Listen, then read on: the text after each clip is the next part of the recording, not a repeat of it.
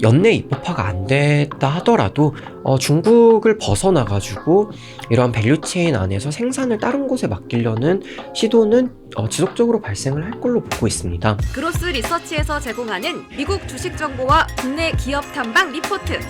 이용권 발급은 영상 하단 더보기란 링크를 클릭해주세요. 네, 어떤 기업이 유명한지는 조금 더 뒤에 자세하게 설명 들어보도록 하고, 지금 유한양의 하나만 얘기했는데도 이렇게 시간이 오래 걸렸어요. 알테오젠에 대한 설명도 좀 궁금한데, 사실 많은 개인 투자자분들께서 이 종목을 들고 계십니다. 키트로다 탑라인에 대한 데이터 발표가 이제 곧 나오고요. 알테오젠에 대한 앞으로의 향방은 좀 어떻게 보십니까? 우선 알테오젠 같은 경우에는 되게 주가 추이가 정말 좋았던 종목 중에 하나잖아요. 작년에 이제 거의 대표 이제 종목이었는데요. 사실 이게 주가가 계속 오르다 보니까 제 생각에는 처음에는 펀더멘털이 이제 가격 상승을 이끌었는데 주가가 이제 계속 좋다 보니까 어느 순간부터는 가격이 펀더멘털을 앞지르는 단계에 왔다는 생각을 했어요. 그러니까 많은 이제 투자자분들을 만나보면은 이 기업은 계속 주가 추이가 계속 좋으니까 앞으로도 계속 갈 것 같다라는 생각이 좀 지배적이었던 것 같습니다. 근데 저희가 이제 모두가 아시는 특허 관련된 이슈가 발생을 했잖아요. 근데 사실 그 특허와 관련된 얘기는 제약바이오의 R&D를 하는 기업이라면은 누구나 갖는 리스크예요. 그러니까 그거는 제가 판단을 하기로는 알테오젠이 특허에 대한 대응을 잘 못하거나 아니면은 특허 포트폴리오가 부실해서 생긴 문제가 아니라요. 그쵸. 그냥 R&D를 하는 기업이라면 누구나 갖고 있는 이제 그런 이슈입니다. 근데 이제 앞서 말씀드린 대로 가격 상승이 계속 이어가고 그게 이제 계속 주가를 끌어올리다 보니까 그러한 리스크가 간단한 리스크가 발생을 하니까 주가가 큰 폭으로 이제 하락을 하는 이제 그런 양상을 나타낸 것 같아요. 그래서 지금 위치에서 저는 이제 내년에 주가 상승을 이제 예전 수준 그리고 고점 이상으로 넘어가기 위해서는 시장 사람들이 많이 인식하고 있는 이벤트 이외에 새로운 이벤트들이 좀 발생을 해야 된다라고 보고 있어요. 그게 이제 뭐 JPM에서 뭐 머크가 그러니까 저희 파트너사인 머크가 키트루다 SC에 대한 커멘트를 하고 그 다음에 이제 긍정적인 임상 결과를, 그러니까 시장에서 기대하는 것보다 더 좋은 임상 결과를 발표를 한다든지, 아니면은 이제 뭐 저희가 이런 뭐 에너투나 그 다음에 키트루다와 같은 라이센싱 아웃을 했던 트랙 레코드를 바탕으로 새로운 빅파마와의 기술 이전을 한다든지, 이제 이러한 좀 시장에서 많은 분들이 기대를 하지 않았던 이벤트들이 발생을 했을 때 예전 수준을 회복할 수 있을 거다라고 보고 있고요.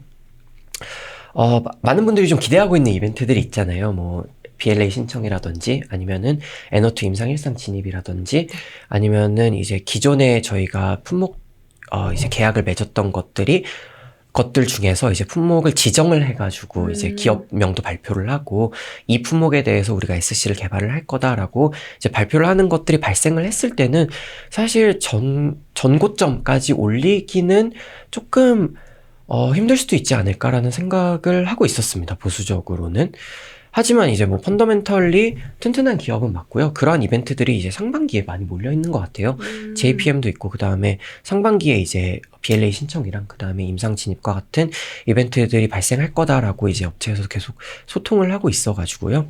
그래서 이제 상반기까지 지속적으로 이제 주목해 보심이 좋을 것 같다 이렇게 보고 있습니다. 네, 알테오젠이 어떤 상승 모멘텀을 가지고 있는지, 어떻게 하면 이제 작년의 영광을 다시 한번 누릴 수 있는지에 대한 자세한 설명을 해주셨고요. 작년에 이제 또 비만 치료제 섹터도 굉장히 핫했습니다. 이제 국내에 위고비도 들어왔고요. 사실 비만 치료제 기업이 실적이 나지 않는 기업들이 상당히 많잖아요. 한미약품도 이제 임상 일상이고, 가장 주목도 높았던 쪽이 이제 펩트론, 인벤티즈랩, D&D 파마텍 이런 기업들이 있는데, 2025년도에 비만 치료제 키워드가 경구용, 투약 횟수를 줄이는 것, 뭐 이런 거던데 이쪽 긍정적입니까? 우선 사실 비만 치료제를 작년에 조금 보수적으로 봤던 이유는요. 글로벌리 이제 모두가 경쟁을 하고 있는데 해결하려는 숙제랑 해결하는 방법이 거의 동일합니다. 그러니까 해결하려는 숙제는 어떻게 하면 효능을 조금 더 올려볼까? 그리고 부작용은 얼마나 낮출 수 있는지, 그리고 편의성 개선, 이렇게 세 가지를 이제 포인트로 잡고 글로벌 비만 치료제 개발사들이 모두가 경쟁을 하는 상황이었어요. 근데 이제 그걸 해결하는 방안은 일단 대표적으로 GLP-1 중심의 인크레틴 호르몬을 기반으로 치료제 개발을 하고 있고요. 대부분의 업체들이. 그 다음에 이제 경구용 개발, 아니면은 장기 지속형 플랫폼을 도입을 해가지고 뭐 일주일짜리를 한 달로 늘리고 3개월로 늘리고 이제 이런 식의 접근을 모두가 하고 있습니다. 그러면은 이런 상황에서 가장 경쟁력을 갖추려면요, 그러니까 모두 해결하려는 과제가 동일하고 같은 방법으로 접근을 하고 있다면 가장 빨리 하는 기업이 가장 경쟁력이 높은 기업이 될 거거든요. 그러려면 돈이 필요합니다. 근데 국내 기업 같은 경우에는 아까 말씀하신 대로 한미약품도 이제 일상에 들어가 있는 거고 다른 기업들도 마찬가지예요. 근데 이미 뭐 아시는 엘라이 릴리와 같은 이제 대표 기업은 저분자 화합물 경구용 올포글리프론이라는 약물이 임상 3상 결과가 올해 나올 걸로 예상이 되고 있거든요. 그럼 이제 빠르면 2026년도에 상업화가 되겠죠. 그러니까 이제 저희 업체들은 상당히 후발주자이다 보니까 조금 보수적으로 봐야 되지 않을까라는 생각을 했었습니다. 근데 이제 저희가 이제 2025년도에 들어서 비만 치료제 업체들 그럼 어떤 종목들에 주목을 할까라는 이제 질문을 주시면은 말씀드린 대로 가장 빨리 임상 개발을 할 수 있는, 그러니까 많은 자금력을 바탕으로 가장 빨리 임상 개발을 할 수 있는 기업이 주목을 받을 것이다라고 보고 있고, 그런 측면에서 괜찮은 기업이 이제 D&D 파마텍인 것 같아요. 왜냐면은 파트너사인 메세라가 지금 미국의 대표 이제 VC, 그러니까 헬스케어 VC 중에 굉장히 큰 이제 VC들로부터 자금 조달을 많이 했고요. 작년에 이제 2억 달러 이상의 자금 조달을 했고, 그다음 하반기에 한 번 더 했습니다. 그러니까 자금 조달을 통해서 자금력을 많이 확보를 했고요. 그럼으로써 이제 어떻게 보면 시간을 돈으로 살 수 있는 기업이다라고 볼 수 있는 거죠.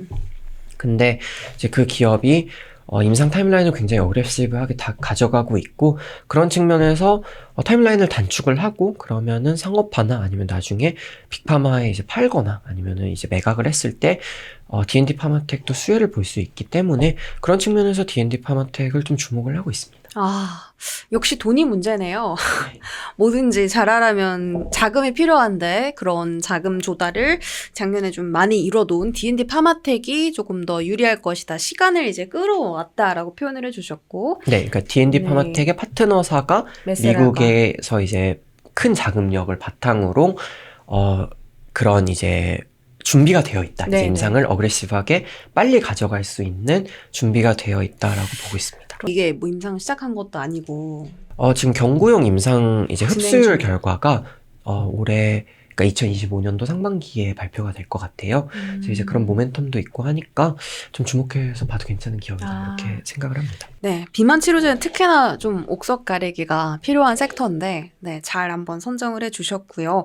생물보안법 이야기도 해볼까요? 삼성 바이오로직스 포함해서 뭐 바이넥스, 에스티팜, 셀트리온 같은 뭐 대웅제약 이런 종목들 굉장히 CDMO 테마에 많이 들어가 있는데 연내 통과 작년에 2024년 연내 통과를 실패했습니다. 그러니까 되게 많은 분들이 무조건 된다라고 알고 계셔서 그 실망감이 조금 더 컸던 것 같아요. 이 생물보안법 통과가 되지 않았더라도 2025년도에는 CDMO 쪽 주목을 해봐야겠습니까? 우선 생물보안법이 작년에 이제 통과가 안 된 이유는요, 미국의 입법 과정은 굉장히 긴 호흡이 필요한 과정입니다. 그러니까 상원과 하원의 합의도 필요하고요.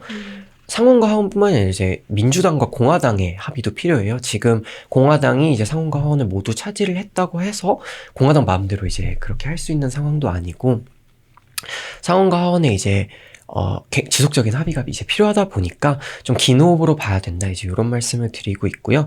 생물보안법이 8년의 유예기간을 가지고 있습니다. 그러니까 이제 작년으로부터 이제 8년이니까 2032년까지의 유예기간을 가지고 있었어요. 그러니까 바이오텍 입장에서는 기존의 계약을 막 급하게 변경하지 않아도 되는 상황이었습니다. 미국의 이제 상황을 이제 간접적으로 들어보면은 미국 기업들이 중국 이외에 수주를 돌리려는 시도는 지속적으로 발생을 했다고 해요. 그러니까 이게 연내 입법화가 안 됐다 하더라도 생물보안법의 입법 가능성이 일말이라도 존재하는 한 중국을 벗어나가지고 이러한 밸류체인 안에서 생산을 다른 곳에 맡기려는 시도는 지속적으로 발생을 할 걸로 보고 있습니다. 근데 이제 이런 테마를 타서 우리가 그럼 CDMO 업체들 모두가 수혜를 볼 것이냐? 그거는 당연히 아니고요. CDMO에서 이제 가장 중요한 게 트랙 레코드예요. 그러니까 지금까지 얼마나 많은 제품을 성공적으로 생산을 해서 정확한 기간 내에 납기를 했는지 네. 이제 그게 가장 중요한데 그런 측면에서 글로벌리 트랙 레코드를 가장 잘 쌓고 있는 기업이 삼성바이오로직스이다 보니까 지속적으로 저는 이제 삼성바이오로직스에 주목을 하는 것도 좋다라고 생각을 하고 있고요. 삼성바이오로직스가 작년에 실적이 굉장히 좋았습니다. 네. 그리고 주가 추이도 굉장히 좋았죠. 근데 그게 단연 이제 이런 생물보안법 때문에 그 테마를 타서라고 보기는 어려워요. 왜냐면은 펀더멘털리도 굉장히 큰 개선을 이뤘고 그 다음에 가동률이 우리가 생각했던 것보다 시장이 예상했던 것보다 빨리 올라오면서 실적도 되게 좋았어요. 네. 그러니까 그런 측면에서 2025년도는 2024년도만큼의 성장률이 나오진 않더라도 계속 두 자릿수 이상 탑라인 성장할 걸로 보고 있고요. 그 다음에 이제 저희가 공장을 새로 짓는 이제 투자가 계속 필요한 사업이잖아요. CDMO 같은 경우에는. 근데 이제 삼성바이오로직스가 대량 수주가 2024년도에 되게 많이 발생을 했습니다. 그러니까 이제 그런 거를 기반으로, 지금 5공장 이외에도 6공장이나 7공장, 8공장까지도 계속 그 투자 계획을 발표를 한다면은, 이 기업이 높은 수요를 바탕으로 앞으로도 계속 돈을 벌 수 있겠구나라는 것을 시장에 알릴 수 있는 것이고, 그러면은, 기업의 펀더멘탈과 그다음에 주가 측면에서도 계속 긍정적으로 볼 수 있지 않을까 이렇게 판단하고 있습니다. 예, 생물보안법을 떠나서라도 지금 삼성바이오로직스가 가지고 있는 그 튼튼함, 펀더멘탈도 굉장히 튼튼하고 앞으로 공장도 추가 공장 뭐 증설 같은 이야기도 계속 나오고 있어서 뭐 작년 같진 않더라도 계속 좀 꾸준히 성장할 수 있다라는 조언해 주셨고요. 그 트럼프 행정부가 이제 집권을 하게 되면 제약바이오 쪽으로 가장 기대되는 이슈가 정책이 이제 M&A 활성화랑 약가 인하라고 알고 있습니다. 그 부분이 우리 기업들에 어떤 수혜를 좀 줄 수 있습니까? 우선 지금 미국의 헬스케어, 그러니까 미국이 지금 처방의약품 시장의 한 40%를 차지를 하고 있거든요. 근데 이제 당연히 그게 이제 환자 수가 많아서 그런 건 아니고요. 약값이 비싸서 그렇습니다. 네. 이게 저희가 이제 레베뉴를 P 곱하기 Q로 나타냈을 때 P가 높아서 그런 건데요. 이거를 이제 약가 인하를 통해서 좀 규제를 하려는 것이 모든 정부의 숙제였어요. 근데 그거를 이제 바이든 정부도 IRA 법안이나 이제 이런 걸로 조금 컨트롤하려고 그랬던 거고, 트럼프 정부도 이제 이거를 컨트롤하기 위한 정책들을 발표를 할 걸로 보고 있습니다. 근데 공화당의 기조 자체는요, 민주당하고 조금 다르게 이렇게 프라이스 컨트롤이라고 그러죠. 그러니까 약가를 직접적으로 깎는 것보다는 경쟁을 통해서 이제 시장 경쟁을 통해서 약가가 자연적으로 내려오는 거를 이제 목표로 하고 있어요. 근데 그러다 보면 이제 자연스럽게 바이오시밀러의 침투율이나 시장 자체가 증가를 이제 하는 거를 이제 기대를 할 수 있습니다. 그러다 보니까 바이오시밀러 시장이 커지는 거는 당연한 수순으로 보고 있고요. 네. 그런 상황에서 결국에 경쟁은 치열해질 거거든요. 그러니까 시장은 커지는데 경쟁은 그 커지는 시장을 이제 더 수혜를 보기 위해서 많은 바이오시밀러 업체들이 진입을 할 것이고, 그러려면은 원가 경쟁력이나 아니면은 납품을 잘할 수 있는 이제 그런 공급 안정성을 갖춘 업체들이 조금 경쟁력을 가질 거다라고 보고 있고, 그런 측면에서 이제 셀트리온도 작년에는 이제 주가가 이제 좀 박스권에 갇혀 있고 네. 큰 폭으로 상승을 못 했잖아요. 근데 이제 2025년도에는 조금 기대를 해도 괜찮은 상황이 아닌가 이제 이렇게 보고 있습니다. 굉장히 그 블록버스터 바이오 시밀러들이 특허 만료가 올해부터 33년까지 줄줄이 이어진다고 알고 있는데, 그 중에 하나가 또 아일리아가 있더라고요. 네. 그쪽에서 또 셀트리온이 수혜를 받아갈 수도 있는 건가요? 네, 아일리아 같은, 그러니까 그 셀트리온의 바이오시밀러 파이프라인이 굉장히 많이 있습니다. 일단 뭐 내년 이제 단기적으로, 그러니까 올해죠. 이제 올해나 내년까지 출시될 수 있는 품목만 거의 5개 정도가 된다라고 보고 있어요. 일단 대표적으로 스텔라라 바이오시밀러가 출시가 될 것이고요. 그러니까 이제 저희가 아일리아에 이제 많은 관심을 가지고 계신데 아일리아 이외에도 굉장히 큰 시장을 형성하고 있는 블록버스터 품목들이 특허가 만료가 되니까요. 그런 측면에서 셀트리온이 가지고 있는 신제품 출시의 모멘텀은 지속적으로 발생을 할 거다. 아일리아 이외에도 이렇게 보시면 될 것 같고요. 일단은 아일리아보다는 단기적으로는 우리 스텔라라가 얼마나 할 수 있을지 이제 요거에 좀 주목을 하시는 게 좋을 것 같아요. 왜냐면은 저희가 이제 휴미라에 되게 주목을 많이 했었잖아요. 네. 근데 휴미라가 아주 기대한 것만큼 올라오지는 못했어요. 그거는 단연 이제 셀트리온뿐만이 아니라 이제 다른 바이오시밀러 개발하는 업체들도 모두 마찬가지였습니다. 이제 거기에는 이제 미국의 그 굉장히 복잡한 의약품 유통 PBM이랑 이제 보험사의 이해관계, 그 다음에 그거를 납품을 하는 바이오시밀러 업체들, 이제 요런 업체들과의 관계가 이제 굉장히 복잡하게 얽혀 있다 보니까 지금 그런 상황인 건데, 트럼프 정부에서는 PBM 규제를 할 걸로 보고 있습니다. 그러면은 PBM이 규제가 되면은 이런 이제 메디케어 D라고 하죠. 그러니까 처방의약품 쪽에서 휴미라의 마켓쉐어, 그러니까 바이오시밀러의 마켓쉐어도 좀 올라올 수 있을 걸로 좀 기대를 하고 있고, 그 다음 이제 대형 품목인 스텔라라도 내년 이제 2월, 이제 올해죠. 올해 상반기에 출시가 될 건데, 좀 마켓쉐어를 충분히 확보할 수 있는 정책적인 이제 그런 것들이 많이 나오지 않을까, 이제 이런 걸 좀 기대할 수 있을 것 같습니다. 그 PBM을 네. 이제 규제를 하게 되면 그게 혹시 이제 국내 기업들에 타격이 오는 게 아니냐, 일부러 그 자금에 대한 이슈를 이제 우리 기업들에게 떠넘길 수도 있다. 네네. 약간 이런 리스크도 있더라고요. 그게 이제, 그러니까 결국에는 이제 투명성을 통해서, 그러니까 일단 트럼프 정부가 하려는 거는 PBM이 지금 뭐 제약사로부터도 리베이트를 받고, 그 다음에 이제 그 리베이트 일부를 본인이 이제 가지고 나머지는 또 보험사에 넘겨주고 이제 이런 사업 모델을 가지고 있어요. 근데 이제 미국의 문제는 보험사랑 이제 PBM 그리고 그 아래에 있는 스페셜티 파마시라고 하는 의약품을 이제 환자한테 건네주는 약국까지도 모두 수직 계열화가 많이 되고 있습니다. 그러다 보니까 그게 이제 투명성이 많이 없어지는 거예요. 그래서 투명도가 높아지고 환자를 위해서 결국에는 보험사가 존재를 해야 되는데, 그게 이제 환자한테 가장 좋은 거를 좋은 품목이나 제품이 마켓쉐어가 올라가는 게 아니라 제약사보다도 PBM이나 보험사의 수익성에 가장 기여를 하는 품목이 마켓쉐어를 가장 많이 유지를 하는 이제 그런 상황이 지금 미국 의료 정책의 가장 큰 문제예요. 근데 이제 이거를 투명성 제고를 통해서 조금 완화를 할 수 있을 거다라는 기대감이 있습니다. 근데 지금 이제 거기서 이제 우려되는 상황은 이게 정책이 아주 정확하게 나오지 않았기 때문에 아직 전망을 정확하게 하기는 조금 어려운데요.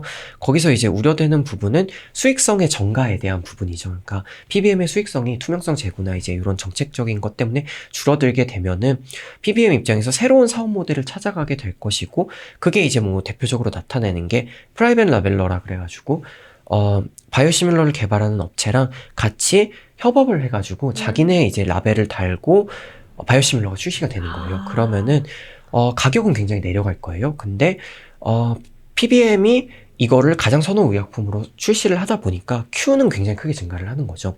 그러니까 이제 바이오시밀러 개발사 입장에서는 우리가 P를 좀 낮춰가지고 수익성을 낮추면서 Q를 증가를 하는 게 우리 수익성에 얼마나 큰 이익이 될 거냐. 이제 박리담이네요. 네, 맞습니다. 그러니까 이제 요런 거를 여러 가지로 따져본 다음에 그런 전력들을 가져갈 걸로 보고 있고요. 그게 이제 대표적으로 처음으로 나왔던 사례가 휴미라였고요. 휴미라는 3대 PBM이 모두 프라이빗 라벨러를 계약을 했습니다. 바이오시밀러 개발사랑. 그리고 이제 스텔라라 같은 경우에도 이미 암제에는 프라이빗 라벨러랑 계약을 했습니다. 근데 다른 이제 3대 PBM은 이제 앞으로 어떤 이제 전략들을 가져갈지에 대한 주목이 필요하고요. 아직 국내 기업 이제 스텔라라를 출시를 하는 셀트리온이나 아니면은 동아이스티 같은 경우에는 아직까지는 그런 전략을 가져가고 있지는 않아요. 근데 향후에 이제 이런 것들이 경쟁력이 있고 수익성에 도움이 된다는 것이 밝혀지면은 이러한 이제 새로운 이제 시장의 변화라고 할 수 있죠. 그러니까 시장의 변화에 빨리 이제 어댑트 하는 게 네. 중요하다라고 보고 있습니다. 이거는 뭐 트럼프 행정부가 앞으로 어떤 정책을 하냐, 이게 빨리 이것을 규제를 얼마나 빨리 하느냐, 이런 부분도 상당히 중요할 것 같고, 조금 이제 미래적인 부분을 좀 짚어주셨습니다. 자, 저희 이제 시간이 얼마 안 남아서 마지막으로 2025년도에 가장 주목하는 종목, 기업 있다면 혹시 공개 가능하십니까? 저는 사실 2025년도 전망에서는 SK 바이오팜을 가장 좋게 보고 있습니다. 실적도 좋았어요, 작년에. 네, 실적도 좋았고, 네.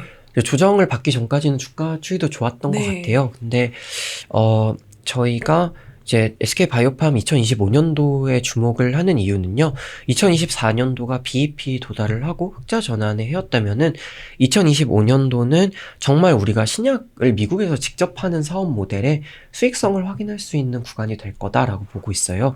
그러니까 이제 저희가 이게 못 봤던 사업 모델이잖아요. 그러니까 신약 개발을 해서 라이센싱 아웃을 하는 모델은 이미 뭐 유한양행이나 아니면은 플랫폼 기업들을 통해서 많이 보셨을 테고 CDMO랑 바이오시밀러도 많이 보셨습니다. 근데 이제 바이오팜이 하는 그러니까 자체 신약을 미국에서 직접 판매하는 사업 모델은 거의 이제 국내 제약바이오 종목 중에서 바이오팜이 유일하다라고 보고 있거든요.